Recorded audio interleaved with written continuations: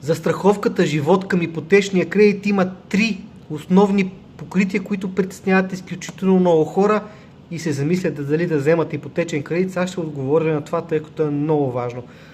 Първото е риск от безработица. Както вие сте написали, че покрива, застраховките живот покриват един или два пъти в рамките на, да кажем, на цялата ипотека, която е 30 години.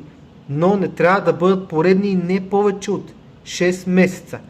За това нещо трябва да питате в детайли точно колко месеца покриват и колко пъти, защото варира според различните банки.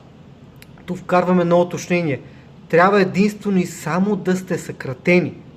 Ако сте напуснали по собствено желание или сте уволнени дисциплинарно, няма да може да се възползвате. Второто е риск от временна или трайна нетрудоспособност. Да кажем, чупите края, крака, катастрофирате, нещо се случва и не може да работите. Отново застраховката живот ще покрива вноските по вашия кредит, докато се върнете на работа. Тук отново има някои детайли, които са различни при повечето банки, но като цяло е така. И третото, най-основното е риск от това да си заминем и да оставим задължения на нашите деца, жена, майка, баща и така нататък. Тук има две покрития, които не винаги се съчетават заедно и трябва да питате задължително. И това е риск от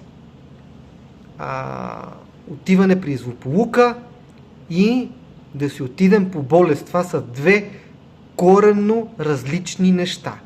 Всеки, който му предстои да вземе ипотечен кредит или който е взел и не знае тези подробности, отива при банката, от която е взел кредита, или говори с кредитния консултант, или с застрахователя да разбере точно какво покриват в детайли, защото на места доста неща покриват, други не покриват, според банките, според вноската, която сте предприели. Те имат и лайт, и премиум планове и така нататък, така че задължително се запознайте с тези покрития, за да бъдете спокойни, да знаете какво може да предприемете, да не дава Господ, ако ви се случи нещо.